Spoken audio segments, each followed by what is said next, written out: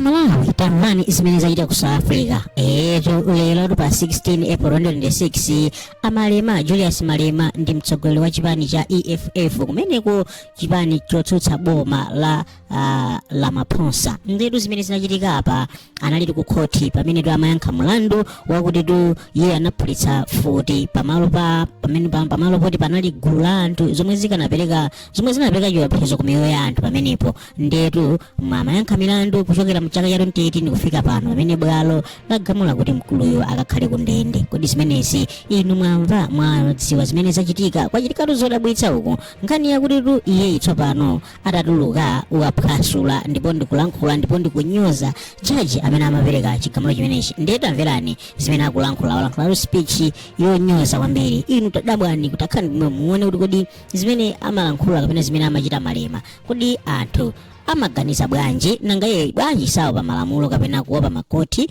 komanso kapena kuopa polisi. Tapangani like, tapangani subscribe. Prosecutor know that accused number 2 is not going to be found guilty to an extent that he tells him to go and fetch a firearm. That's the first misconduct the prosecutor committed. The second one, which the Eastern Cape, East London sub-region must go and open a case of perjury. He lies in court yesterday. To lie to court is a criminal offense. He says, we gave the gun to accused number 2 after he was acquitted. When you said not guilty, that's when we gave accused number 2 the gun. But he forgets that when you collect a weapon or item that was used as evidence, when you collect it back, you must sign for it. There must be a date, there must be a time. So if it's 10 o'clock, they will write 10 o'clock, they will write a date. You look at the time of collection and then look at the time of judgment that he collected before the judgment was passed. That is the second misconduct of a prosecutor. But a prosecutor has got no duty to hand over the item which was used in court without a judgment of a judge. He gave himself a power he doesn't have. He took the evidence before the court and handed it over to accused number 2 without a judge saying you can now return this item back to the owner or you must give it to the state to destroy it. So he thought he's got the power he doesn't have. The only thing we need to do is to make sure that this prosecutor who is arrogant and suffers from a short man syndrome is taught a lesson. And we can only teach him a lesson by sitting on his neck and making sure that he is prosecuted and is arrested for lying to court and is disciplined at work for exercising the powers he doesn't have. And this magistrate must be reported to the commission. Why? How did the prosecutor know about the judgment? Because you are the only one who knows the judgment. Only you, the magistrate, could have told the prosecutor about the judgment. And to tell the prosecutor about the judgment outside the representatives of the accused, it's wrong. It's not allowed in law. If there is anything you want to communicate to the prosecutor, you must call the defense to come and you communicate in front of a defense. So clearly, you've got a special relationship with a prosecutor as a magistrate, and that is a misconduct on its own. So we must make sure that we pursue her for being ill-disciplined and abusing her power as a magistrate. So we are going to appeal this matter. We're going to make sure we go to Grahamstown and we're going to dismiss a judgment which was poorly read and which was poorly written. She has granted us leave for appeal on sentencing and refused to give us leave to appeal on conviction. We must petition the High Court to appeal the guilt verdict and the sentencing itself. Today, because all they wanted was to have me sleep here for one night, but they didn't know the reason why the deputy president is not here. He is at Grahamstown. Because when you apply for leave to appeal and they refuse it, you have to apply for bail. She has a right to refuse it. Then you must petition the High Court to apply for bail at the High Court. So we've got the deputy president in Grahamstown with papers ready, so that when she says you are not getting bail, you are going to sleep here, the deputy president immediately files the papers at the High Court and make an agent application. We are not small children. We prepare for any eventuality.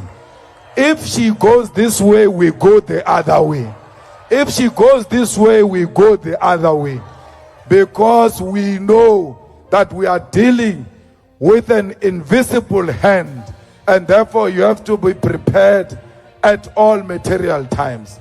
The judge at Grahamstown was ready and waiting to listen to our case at 3 o'clock, because we had already told the clerk of the court that we are coming. Not only that, we had a chopper waiting at the airport for the legal team to fly immediately to Grahamstown. We are fighting the devil, and we must fight with everything. 2 minutes they must see you here, 2 minutes they must see you on the other side. That is the power of the EFF. We prepare from all the fronts because we are fighting the enemy, and the enemy is white supremacists. We can tell you now, no sober judge will ever agree that a person shoot 1 bullet and then is sentenced for 5 years. It is because she has not read her own judgment to know that a reasonable, normal, presiding officer will never come to that determination. So, comrades, we are done with her. That's why when she said to me, you can leave now on a free bail, I looked at her and I said, bye-bye. Because I've seen her ugly face for too long. So I'm going, I will no longer appear before that ugly white face. I'm going to the highest court where they don't use emotions. They use the law. What does the law say? And apply the law. So we must not even look back. We are going forward. The campaigns of the EFF must continue business as usual. I told you when she found me guilty that I'm going to appeal until the highest court, until the constitutional court. So those who thought they will have me in jail, you must know I'm still around. I'm not going anywhere. I told you yesterday that tomorrow I'm going home with you. And that's what is happening. Wherever the enemy is, it's highly pained by the fact that we are going home. We did not even have to pay for a bail. They just said free bail, go home. So we are going home to work for the EFF. That's what hope means. It means the work of the EFF continues. We are going to do our door-to-door.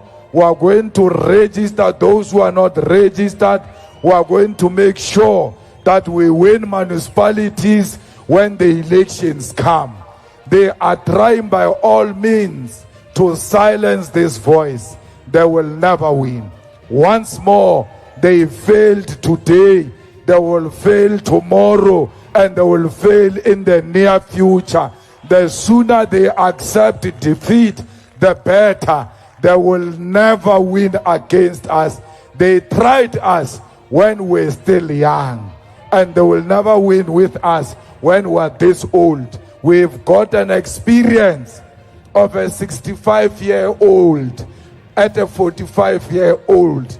So these members gave me a title called Ishe. That title is only given to people who are 65 years old and above. But I was given that title before I even turned 45. They said, when they were arguing with the president of the Lemba Cultural Association, that you can't give a child a title reserved for the elders, the president of the Lemba Cultural Association said to them, tell me one thing that he has done, that you have done, which he has not done. We are giving you this title because you are 65. Tell us, is there anything that you did in your life which Julius did not do in his life? They couldn't answer that. But he turned around and said, if we were to ask Julius, have you ever done something that this old man of 65 years he hasn't done? The question is going to be yes. Because he has lived beyond those years you are talking about. When they've written him off and carried coffins and declared him dead, still he emerged and continued with life. When they put a concrete on his grave and thought this plant will never rise because we have put a concrete on this plant, he emerged through concrete, and still he's still standing till today. That's what they don't want to see. When they expelled us from the ANC, Baleka Mbete saw us in parliament. And then she was shocked because she was confusing parliament with ANC meeting. She was like, what are they doing here? Because we expelled them. That's when we had to remind her, well, we are not here because you invited us. We are here because our people brought us here, whether you like it or not. So they've been trying to close doors everywhere. Taken my houses, I bought double, triple what they took. Taken everything from me, I've got triple what they took from me. So I don't know why they're not getting tired. And they thought, no, let's leave him, he's going to die. He's overweight, I've lost weight. So I don't have a problem of gout or anything of that sort. They are trying all manner of things. And still I rise. Because they never gave birth to me. And no man or a woman who didn't give birth to me can determine my destination. My destination is in the hands of my ancestors. You fight with me, my ancestors will emerge. They have never failed me. That's why even today, when everybody thought it is done, my ancestors showed up and said, this one of ours, we are going back home with him. And we want to make sure that he returns home safe. So if you've gotten access to them, just tell them, please leave him alone, because he's still going to emerge. When you finish him this side, he comes from the other side. I mean, you were demoralized and thought the EFF was dead when the sellouts were leaving the EFF. 2, 3, 4 people left. 700,000 joined the EFF after 3, 4 people left. They thought that those people formed the EFF. And those people say they formed the EFF because it was formed by you. Why didn't the EFF live with you if you formed it? Why is the EFF still alive after you left if you formed it? They did not form the EFF. The EFF was formed by the blood of the workers of Marikana. The EFF was formed by petrol attendants, by the domestic workers, by security guards, by the unemployed youth of South Africa, by the students of South Africa who wanted to be registered, and only the EFF could register them. The EFF was formed by the poorest masses of our people. It doesn't belong to us. It belongs to the future generation of African children, because this is the only weapon they have to fight racism, to fight poverty, to fight unemployment, to fight inequality. So no one, no individual must ever claim they formed the EFF.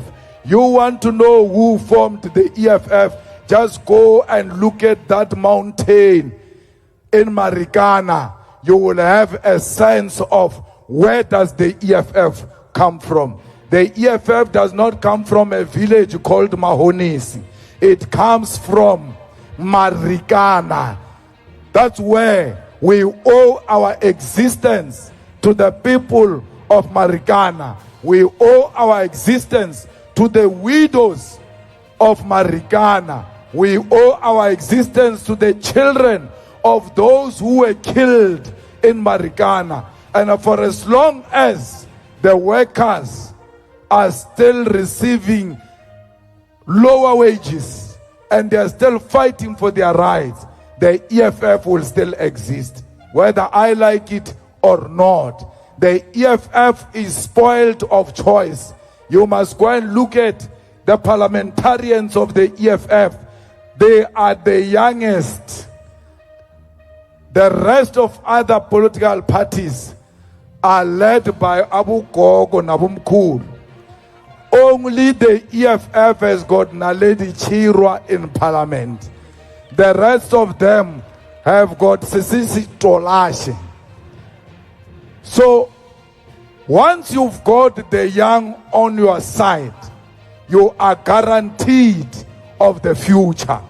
We are not a veterans league. We are an organization of young people, very energetic young people, and the future looks bright because we've got Lonzi, who is in parliament fighting for the rights of the people of South Africa.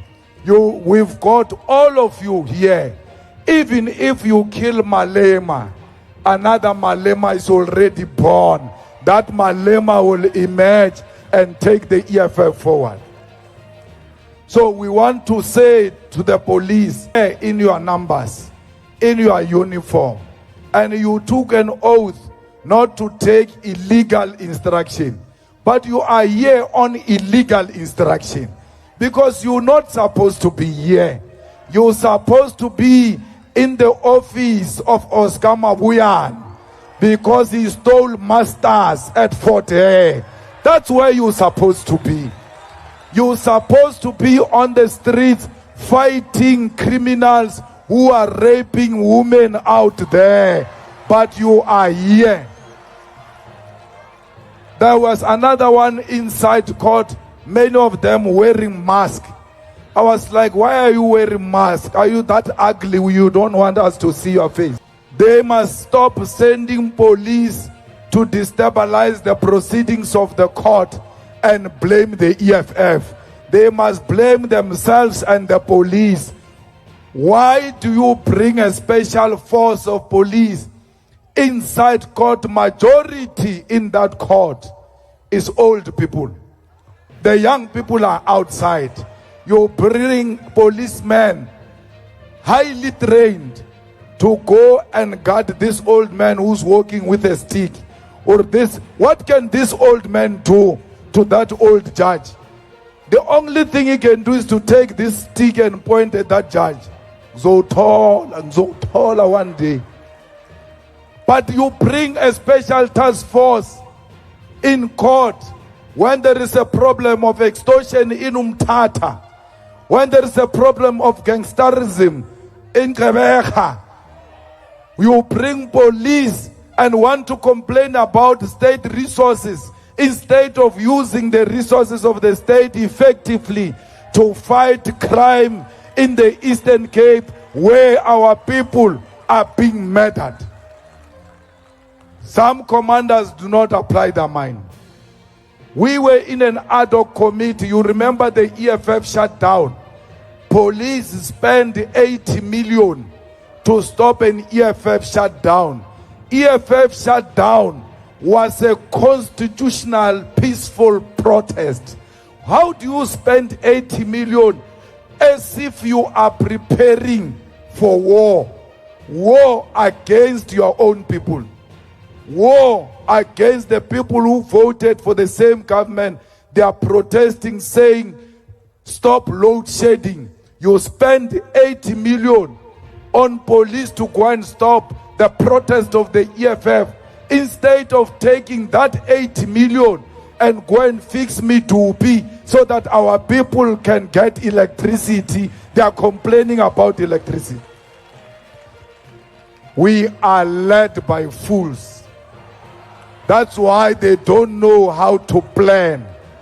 We are led by fools. That's why they still masters at Fort Hare. So all of those fools must be removed from power. And we can only remove them from power if we go and register young people who are not registered, including yourselves here as ground forces of the EFF.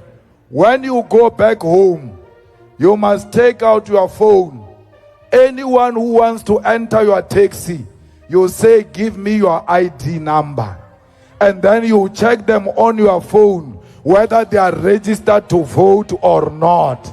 If they are not registered to vote, you don't chase them away. You register them immediately.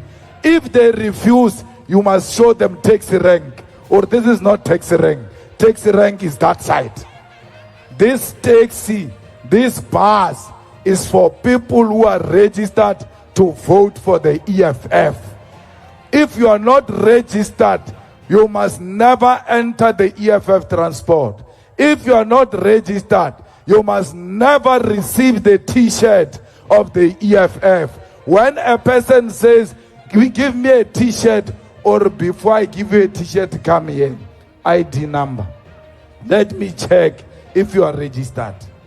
If a boy proposes you, I think or there is no problem, we'll go to the Tandas. Let's pass the first stage first. Bring your ID. You must tell them, or I don't date people who are not registered. You are a danger to society. I don't date people who are a danger to society. If you are a parent, you must say at home, before I dish up, bring your IDs. I want to check if you are registered. Because in my house, I will not harbor danger to society. So everyone in your family, your boyfriend, your girlfriend, your schoolmate, your teacher, anyone who want to touch your beer, you must pull it back. Hooray, wait. Faki ID number. Faki ID number. Faki ID number. When we eat meat here in Eastern Cape, because you like meat too much, and every man goes to the meat with his own knife. Now we no longer demand your knife. It's your knife and ID number before uthatha inyama. Ungayisiki inyama before ufaki ID number. Once you are not registered, uzayisika inyama, but let's register you first. Inyama ikhona igcwele, but we want to register you first. If he says no, or go sit on the other side. This is the side of registered people. These gogos who vote ANC here in Eastern Cape, you must make a plan for them. Yeah, a lot of gogos. ANC still wins with a lot of numbers in Eastern Cape. Eastern Cape votes for ANC. The following day, they are carrying a coffin, crossing a river to the other side. Only you can stop that. You vote the ANC. The following day, your children cross a river to go to school. They are putting the books on top of their head because their parents have voted for criminals which have eaten money which was supposed to build a bridge in that particular village. So you must stop that. It's not going to be stopped by a man from Seychelles. I can't vote everywhere. I only vote in one voting station. You have to say it's enough. You want mud schools, Eastern Cape. You want a place where children literally are dying, they are being buried, are dying of hunger, Eastern Cape. Everything that is wrong is happening in Eastern Cape. And they call it a province of legends, correctly so. The province of Nelson Mandela, Winnie Mandela, O.R. Tambo, Chris Hani, Govan Mbeki, Thabo Mbeki, you can count them.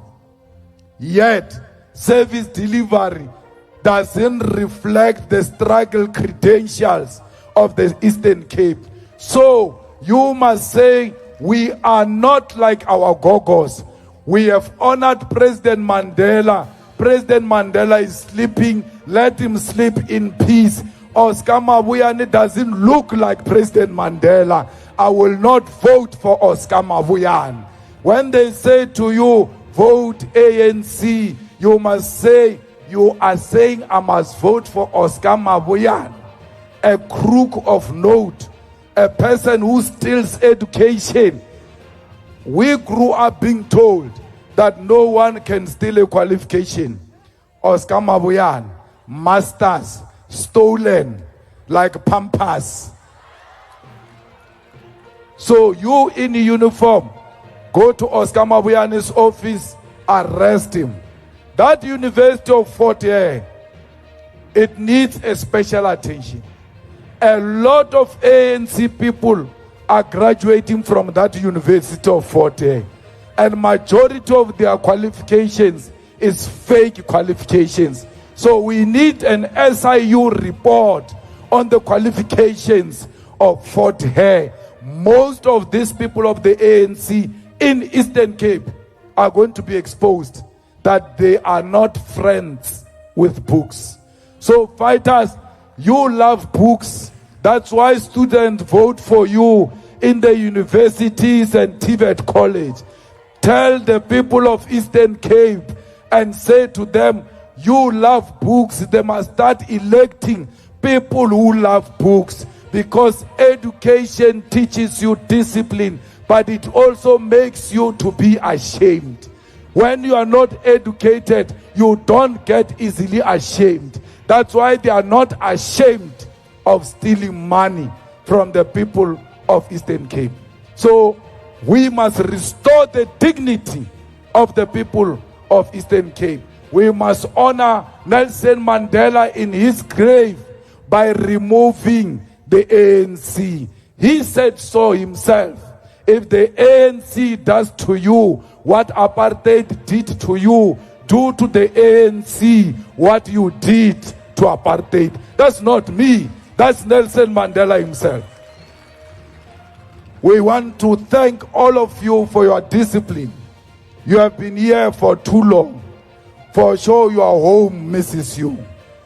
But your discipline displayed a day before yesterday and today, no organization can match you except ZCC or maybe Shembe in KZN.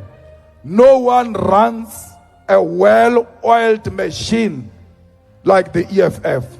The discipline we see in the EFF is too much. And the men of the EFF respect their women. I never had any woman are you touched by mistake. Because you were all in the stadium the whole night. No single incident was reported. So it is only because of the ground forces. If we were not disciplined, we were going to hear stories last night. We did not hear stories.